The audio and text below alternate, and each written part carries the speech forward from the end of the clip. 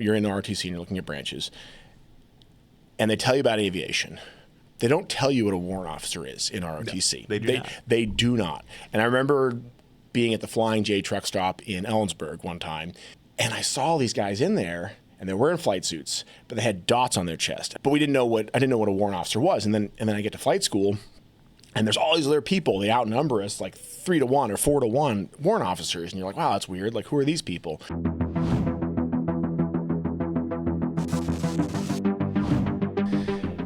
I'm Joe C. Mandel, and this is Raven Conversation. And today I'm joined by a longtime friend. We were just saying we've known each other for over 20 years.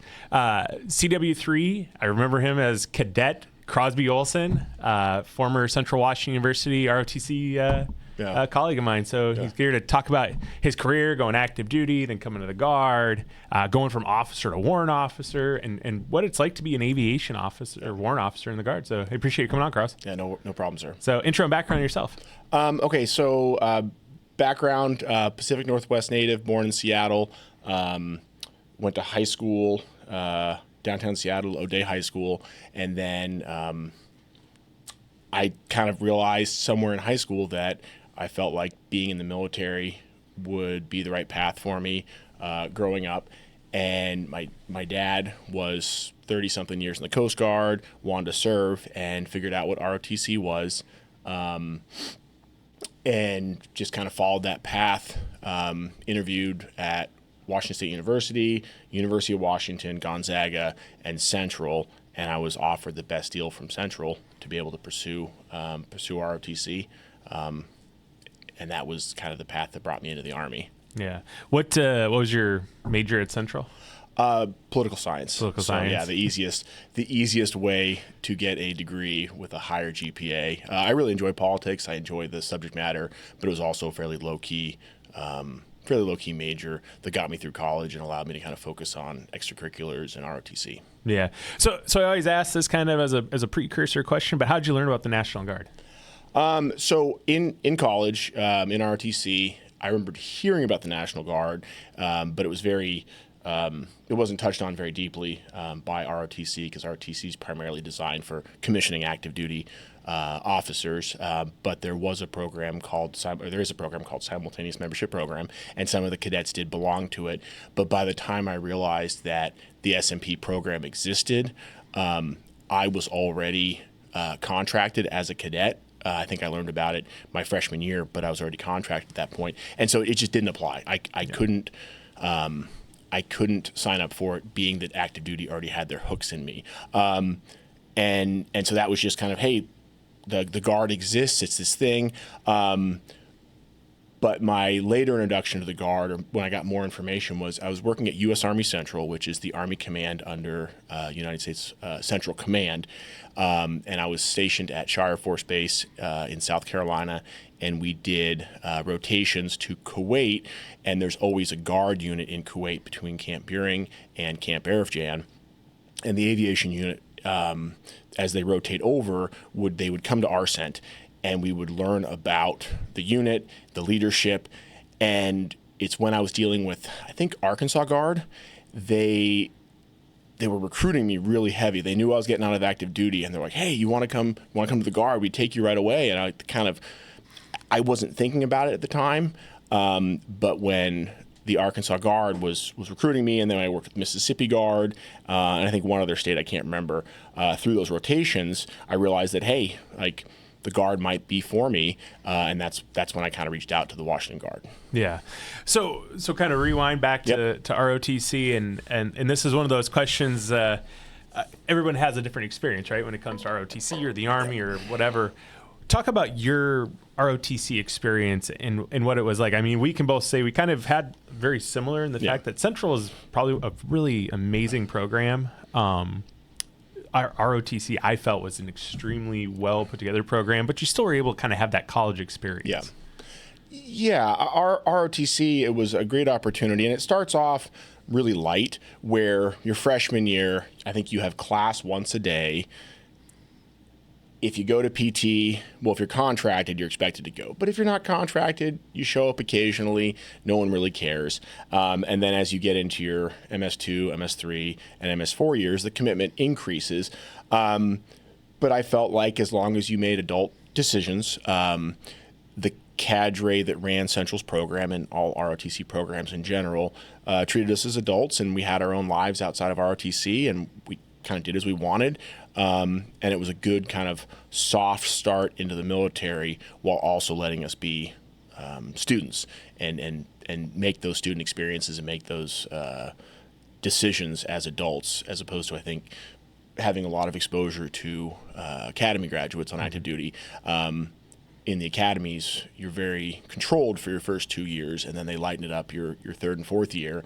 And so you get kind of a different result from people who grew up in an academy versus in the college environment. Yeah. And you were a direct active duty commission. Talk about finding out your branch, because for me it was different, right? Yeah. I knew exactly, hey, I'm going to this unit. This will be my branch. So for active duty, what was that like? So for active duty, and I'm sure the process has changed. I mean, it's only been 20 years. 19 years since I branched my junior year. But the process was, I mean, you work hard your freshman, sophomore, junior years. Then you do summer camp your junior summer.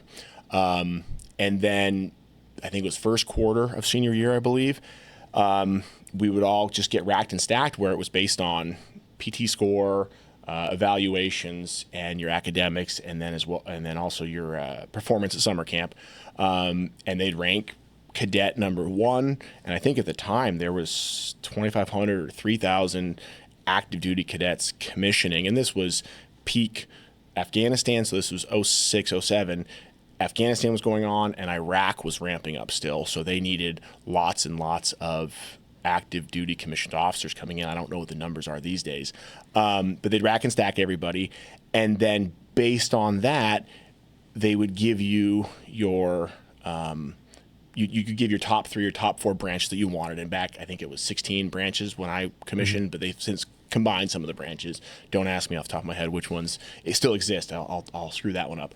But they would rack and stack everybody, and then they would go down the list, and they would just say, hey, this is cadet number 1, and they get this branch from cadet 2, and they tried their best to spread the talent out. So even if you were in top third, you might get your second or third choice, because they don't want all the hard-charging officers in infantry and then the support and logistic branches getting the bottom third. But specifically for aviation's a very different branch because there is a high level of technical aptitude that's required, not necessarily understanding, but an aptitude that you can learn the skill sets. So they can't just pick top third, middle third, bottom third. And so aviation tries to pick from the top third or the middle third, but there's only, I think, 110 slots my commissioning year. And so you had 3,000 cadets, 110 aviation slots. Not everybody puts aviation as their top pick, but it's certainly a very desirable branch. And somehow I managed to land one of those 110 slots. I'm counting myself very fortunate. Yeah, and so then you go off to aviation, qualification course, talk about that first active duty stop and kind of from there, just be on active duty as an aviator. Yeah. So the first stop, after commissioning, I think we commissioned early June of 2007. And then my active duty career started, I think it was June 26th or June 27th of 2007. First stop was Bullock, so I think Bullock phase... That's when they had phase 2. Yeah, Bullock phase 2, so which for me, I skipped Benning and I went to Fort Sill, Oklahoma. Yep, same. And it was an interesting experience. Again, this was peak war on terror, Iraq, and so they basically treated everybody as a dismounted infantry officer, and so everything we did was around convoy operations, entering a building, clearing a room, and it wasn't. I'm going to take away from it. It wasn't really hardcore. It was a second lieutenant's version of all these intense events, and it was all lieutenants, so it wasn't super refined, we'll say. But we go there, we do convoy ops, we do clearing buildings, we learn how to use a dagger, I believe, the GPS units, stuff like that. And that was 6 weeks at Fort Sill. And it was, show up, cooperate, graduate. That's all it was. Yeah. After which I went down to then Fort Rucker, Alabama, now Fort Novosel. And from there, it was just the pipeline of flight school, which is like, I can't remember how many, but there was a bunch of prerequisite courses. So there was, I think, a prerequisite BOLIC that we went through on the front end of flight school potentially. Then there's SEER school, which is survival, evasion, resistance, escape, level C, so the highest level that the military does, and that was at the newly established Fort Rucker SEER school. So aviation finally made their own full SEER school. And then after that, it was into flight school. It was a bunch of academics learning the fundamentals before we started flying, aviation physiology. Were you always a 47 guy? Well, and I didn't even know I was 47s. So I go to flight school. I went to flight school, and it could have been one of 4 aircraft. So CH-47 Chinook, the H-64 Apache, the OH-58 Kiowa Warrior, and then UH-60 Blackhawk. Those were the 4 airframes the Army had then, and they've since obviously gotten rid of the OH-58 Kiowas. But you start flying, and we started flying in the Bell 206. It's the Bell Jet Ranger, which was the TH-67, is the Army's name. The way that the Army called it was it's a training helicopter, number 67. And you fly the TH-67, and you do initial, just learn how to hover, learn how to do a traffic pattern. After you get done with that phase, you roll into instrument flight. You learn how to fly the TH-67 instruments. And then after that, we did basic combat skills, BCS or BWS, basic warfighting skills. I can't even remember what they called it back then. It's had numerous names over the decades. Got done with that. And then, just like they did for commissioning, they racked and stacked everybody. And then we went into a room, and we didn't go to a room, but they provided, based on our course where we sat with our class, they provided us an airframe based on our seniority. And so I picked the Chinook, and I was lucky enough to have gotten the Chinook as well. Nice. So kind of got lucky. I don't know how if it's racked and stacked where Chinook is the best, or if it's... Back then, I feel like Apaches and 58s were the top picks. So the Kiowa and the Apaches everybody wanted. Chinooks weren't top back then. I've heard now that at flight school, everybody wants to fly 47s. But I was able to get it just because there wasn't a whole lot of competition, so it makes it easy for them to give you what you want. Yeah. So you finish up your active duty commitment, and you're thinking about transitioning to the Guard. What kind of led you to make that decision to come off active duty and start kind of transitioning to the Guard? Well, so I was stationed out in Fort Carson, Colorado at the newly reestablished 4th Combat Aviation Brigade. And I was able to serve in command. I can't remember specifically, but somewhere around 2 years as a company commander. And that was a really good time. It was really rewarding. I was in charge of the air traffic services, so ATS company, Fox company. And I had a really skilled group of warrant officers they're walking warrants, air traffic, airspace management technicians. And they took really good care of the company, and they helped me succeed in what I did. But as I got to the end of my time in command, I realized that I looked at the next jobs ahead, and I said, okay, well, like you kind of in aviation, after company command, you typically go operational aviation and you go non-operational aviation. So you're going to work in staff and or maybe go like acquisitions course. You just stop flying altogether. And realizing that after company command, flight time would diminish severely, and I may never fly again.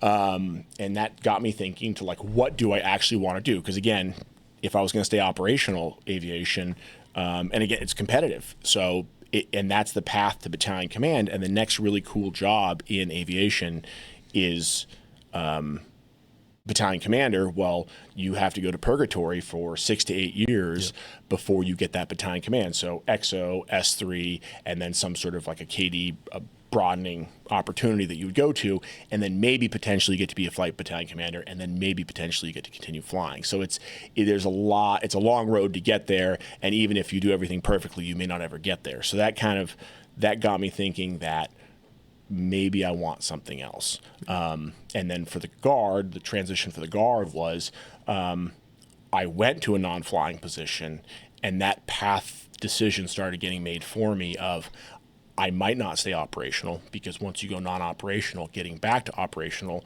is difficult at times, back to the flying positions.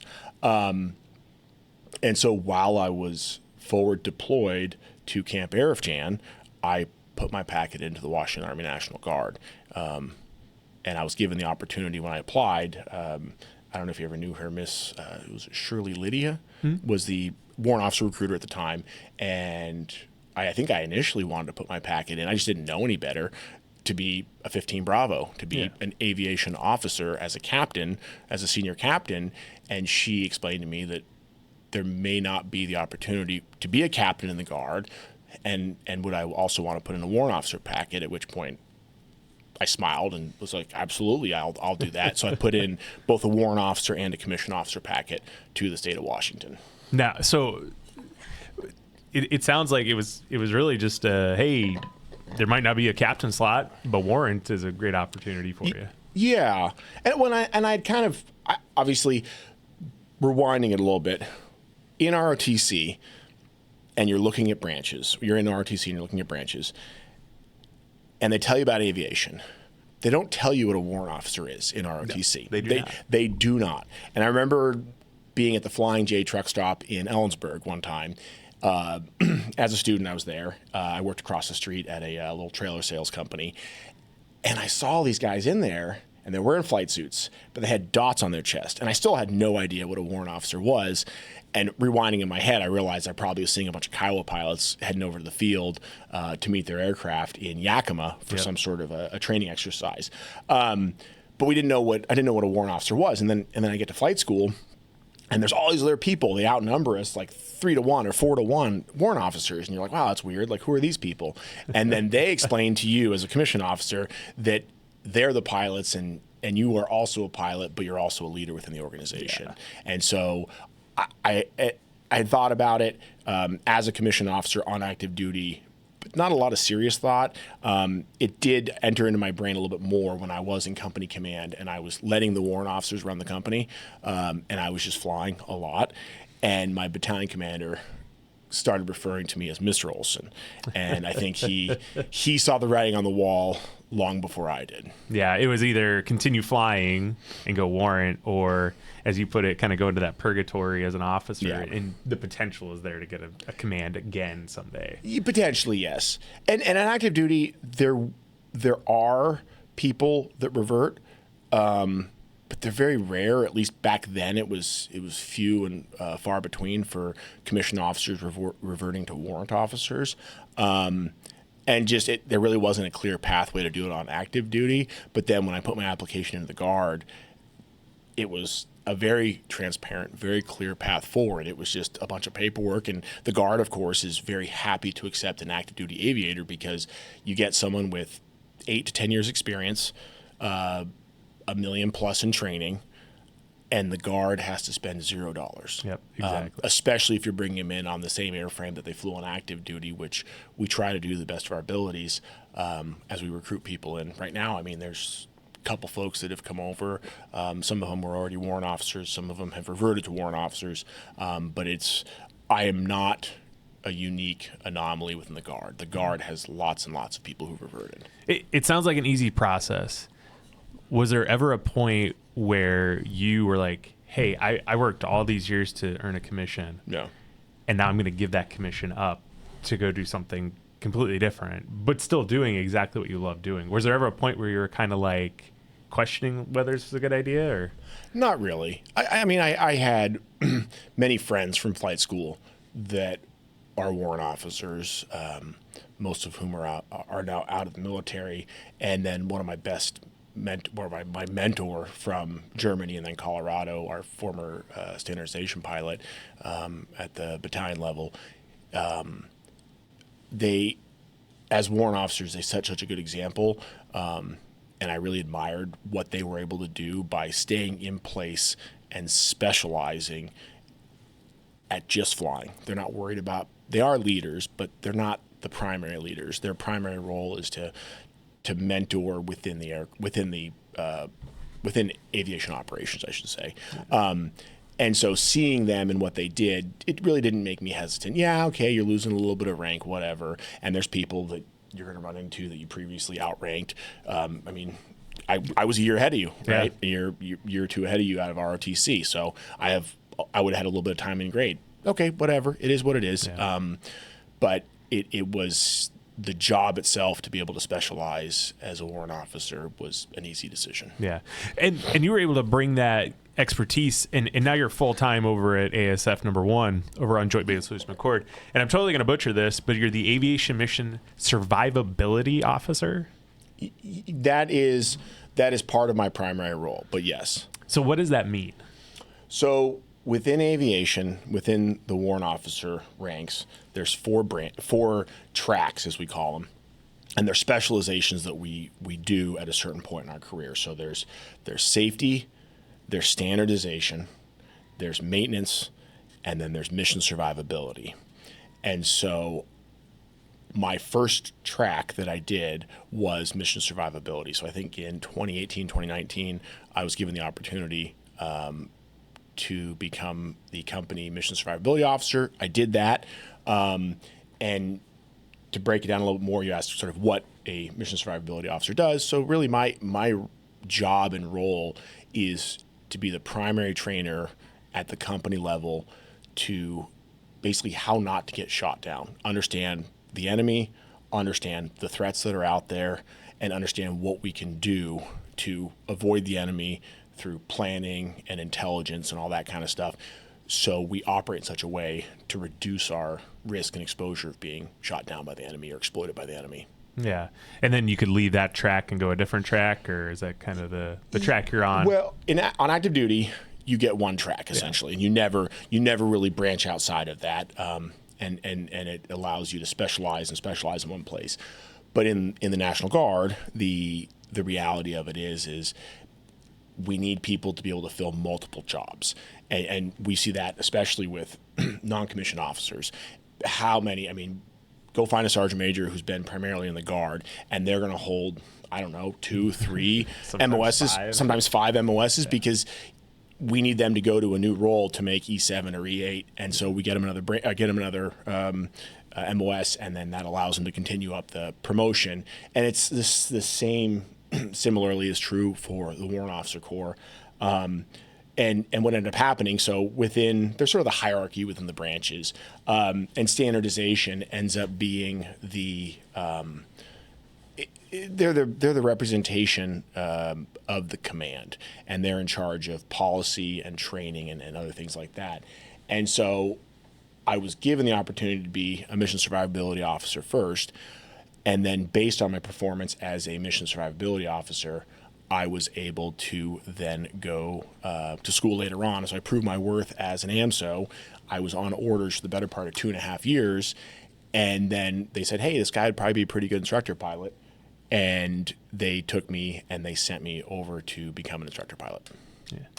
Yeah. So really, I appreciate you coming on and sharing this. And I've been asked to go to Central and speak at their commissioning this year, which is really kind of interesting knowing, we were both on that stage at one point, commissioning out of that program. Yeah. What advice would you give, not just the cadets there graduating, getting ready to start their careers, but anybody who's even thinking about becoming a warrant officer and going aviation?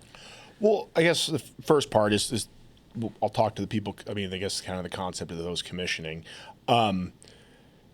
It took me about 10 years of my career, maybe a little bit longer, to realize this one, but it's grow where you're planted. I was given some opportunities on active duty that I didn't necessarily see as opportunities. I saw them maybe as a less than desirable assignment, and I put in the requisite effort, and I didn't really get a whole lot in return for it. So if you're given less than desirable branch, less than desirable assignment, you do the best you can in the position you're in, and then leadership will recognize it, and they'll take care of you because of the efforts that you put in. But in terms of someone wanting to become a warrant officer, first things first, figure out what the process is. Like, part of the process of becoming a warrant officer, I would say, is proving that you can work through the system. That's what a warrant officer does, is we work within the system and we get what we need done for the Army. And so it's figure out what the process is, get your packet in, and then reach out, and once your packet's done, reach out and get that senior warrant officer letter recommendation. But I mean, it's not a hard process. You just got to buckle down, understand what it is. It's merely just an exercise in paperwork, just like everything in the Army. I mean, you know that. You do the paperwork and it looks halfway decent, you'll most likely get what you're asking for. That is a very true statement. Well, hey, man, I appreciate you coming on. Like I said, we've known each other a long time, and I think the first time I saw you come into the Guard and wearing warrant officer, it kind of threw me for a second, and then I realized, like, hey, you're here now. You're part of the family in the Guard. So yeah, and it's. And even Central alum, I mean, he's not here today, but get Marty Hayes. He was a year ahead of me at Central. He mentored me at Central. Flew Chinooks on active duty. Came over to the Guard a year and a half after I got here, and now he's flying Blackhawks. So I mean, it's the people that come to the Guard.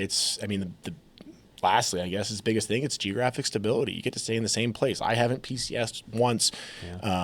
And we've been here now for 10 years. Yeah, and you get to hang out close to home, and that, I think, is probably the most important thing for you guys. Yeah, but additionally, you're close to home, but every state has National Guard. Every state has helicopters, and if you want flexibility, reach out and go. I mean, they're always looking for people in other states. Not that I want to lose numbers for us. We're trying to keep our numbers up, but the Guard has opportunities across the entire United States, and that's people don't need to forget that. Yeah, no, I appreciate it, man. If you like the video, give it a like. Make sure to subscribe for future videos, and leave a comment if you have any questions, and we'll make sure to pass along to Chief Olsen here. Crosby, appreciate it. No problem, sir.